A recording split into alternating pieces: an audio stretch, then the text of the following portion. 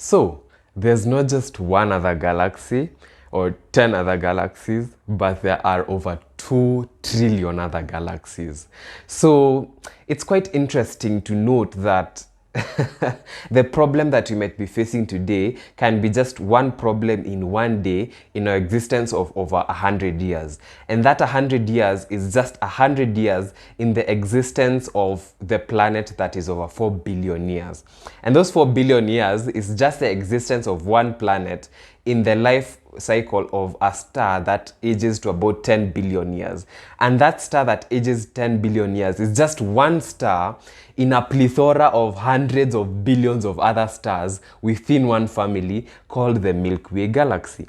And the Milky Way galaxy is just one galaxy in trillions, it's just one in 2 trillion other galaxies that we have been able to conceptualize or to see or to envision as at the moment. So there might be other galaxies that we might discover later on, but in essence, it's very important for us to know this because it shows and it helps us to marinate in the calmness of the idea that our life is very short in the grander scheme of things and our problems are even smaller in the grander scheme of things. And this is a bit relieving. It's a bit stress relieving to know that our problems are very small, okay? And the second reason, which is now the flesh of this particular podcast and why I was sharing this, the second reason why I was sharing with you about space and interstellar space is because it's very important for us to understand 2 things. Number one, we can be able to see, and what is visible to us are the elements within space. The number of stars, the number of planets revolving around the stars, the black holes within our galaxies, and the ingredients within the space that we see, right? But another thing that is very crucial for us to understand, and it will be the foundation of where this conversation goes next, is the space, the dark matter that holds all these things that we see within our interstellar space. Do you get that? So think about space or the dark matter like a plate. So let's think about space like a plate and then the planets and the stars like green peas. You know green peas? So green peas just poured across the plate. So we have the small round piece we can see. Oh, there's this one there. You can see a number of green peas on your plate, right?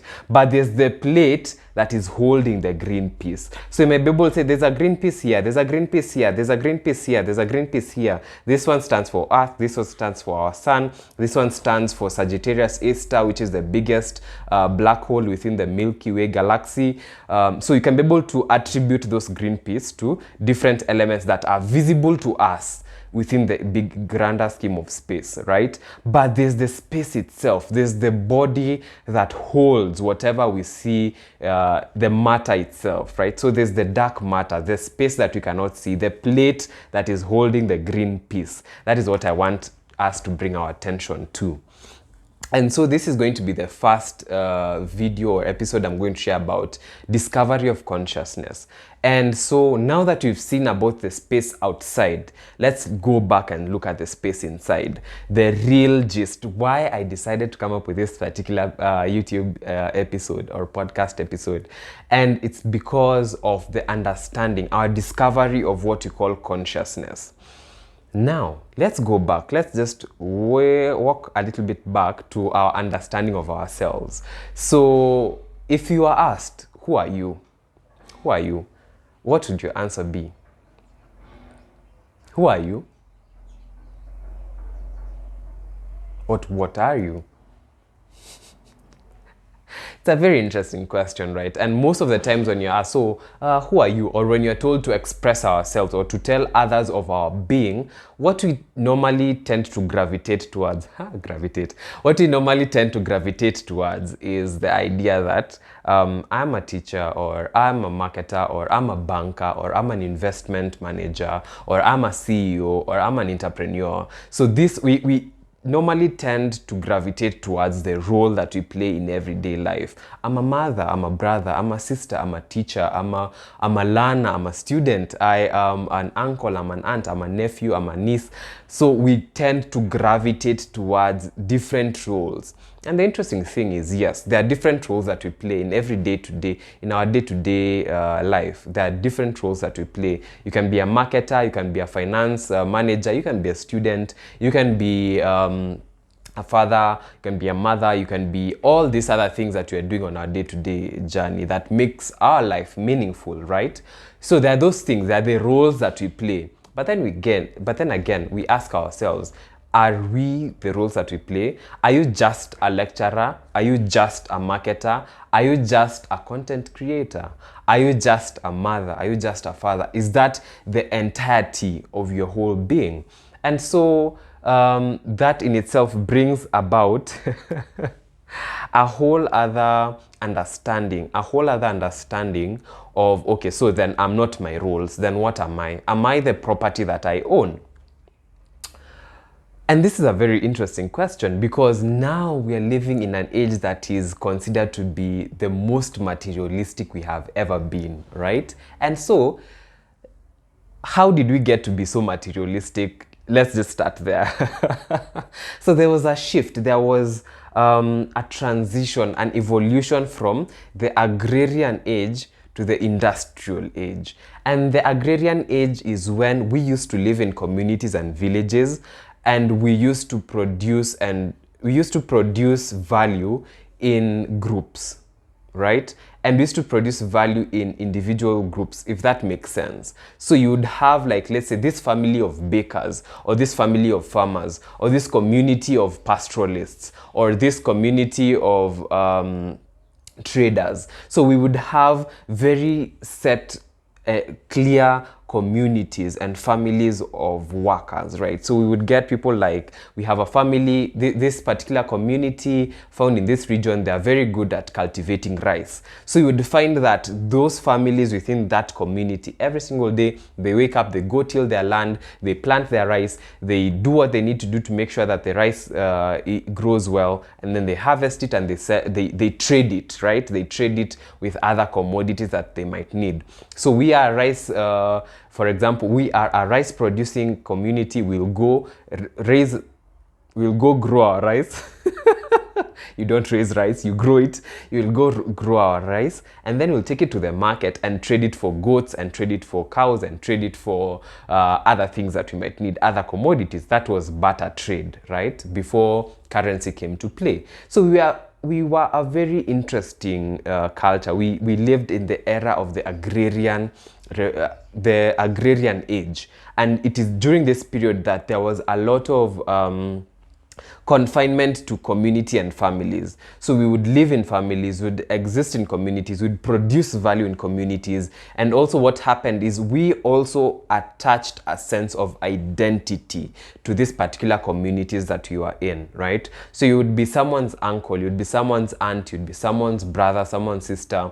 And even how you lived within that community sort of depicted the way that you were meshed or gelled into that particular community. So you'd find that maybe brothers would live at a certain distance from their parents, and aunts and nephews would live again a certain distance from the nuclear family. So there was a systematic way in which we, number one, existed as a community, produced value as a community, and also found ourselves knitted into the way value was produced within the community. So you would know how you grow that rice from scratch to finish. You would know, if your family was a family of bakers, you would know how to from how you knead that dough to how you finally take it out of the oven. You would know the A to Z, and you would finally see a sense of there would be a sense of there would be a sense of identity in the finished product. There would be a sense of, oh, this is maize that we have grown from our region. This is cassava that we've grown from our region. These are goats and sheep from our particular community or region, and they are very healthy and all that. And even during the period of the Old Testament, as far back, we could be able to see that even people like Cain and Abel took pride in the products that they were able to produce out of the earth, right? And they were able to take the fattest sheep or lamb and the most productive or their first harvest from the fields, and they were able to sacrifice that to the God that they believed in. And we talked about the aspect of sacrifice in video episode, was it 6? Was it 6 when we talked about sacrifice?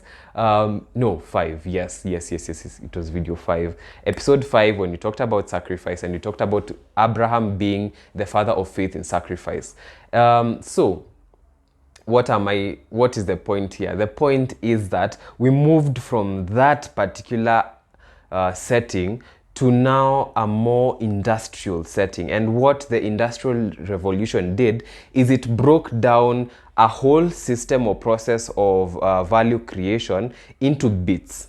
And that is what we were so happy to introduce as specialization. So it's not only that now this particular community is growing the rice, but we have a particular segment specialization that is focusing on creating the tools that will be used to farm for that rice. There's again a particular specialized department that is responsible for coming up with the seeds that were to be planted. There's a specialized industry or a specialized department that was responsible for processing the rice after it was taken off from the field. There's another particular specialized department that was responsible for, say, harvesting, and another one for packaging, and another one for branding, and another one for marketing, and another one for sales.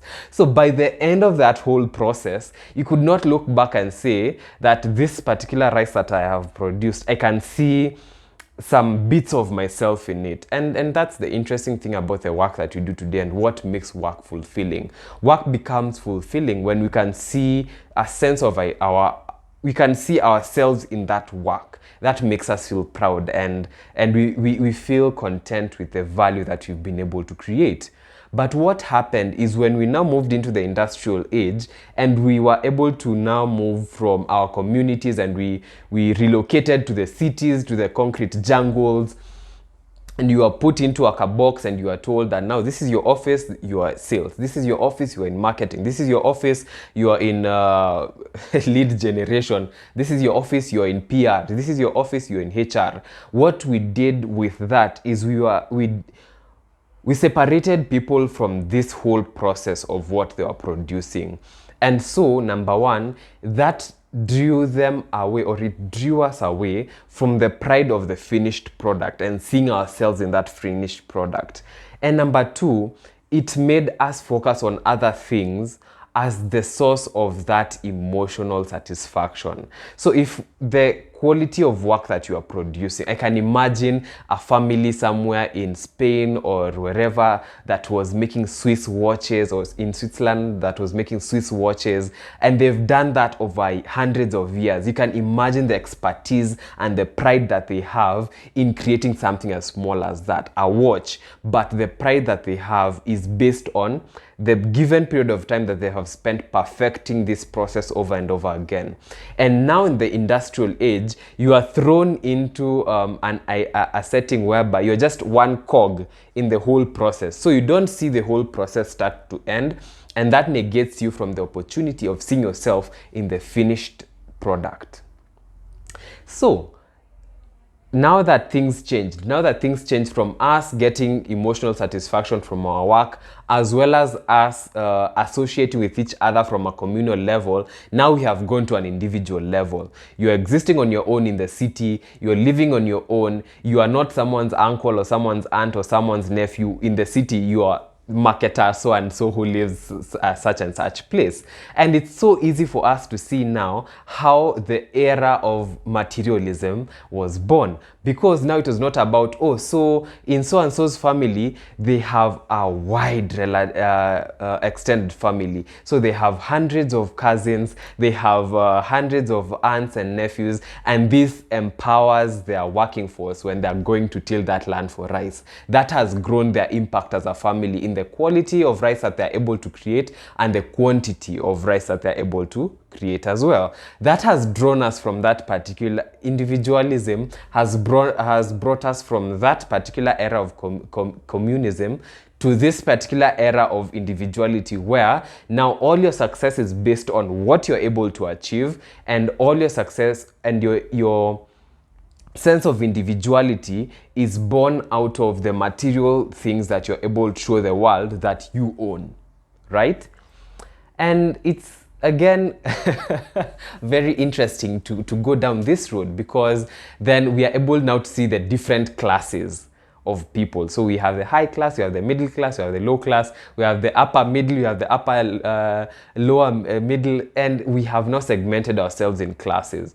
And these classes are basically defined by the level of materialistic endowment. Oh god, endowment always sounds wrong, but yeah, the level of your materialistic endowment.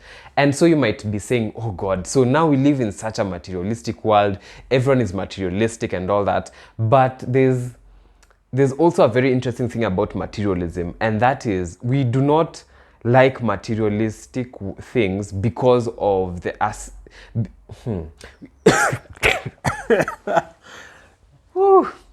it has become a heavy point. So we are not drawn to materialistic things because of their materialism, but we are drawn to materialistic things because of the emotional rewards that you expect to get from these things, right? So think about it. Now we live in an age where all my success and my failure is on me as an individual. And we're going to talk about this more in the episode where we're going to discuss about work. But at the moment, we live in an individual setting where all my success is based on me, all my failure is attributed to me. And so what that means is, if I have materialistic things that show that I have a higher level of success, I'll get more emotional rewards from that, right?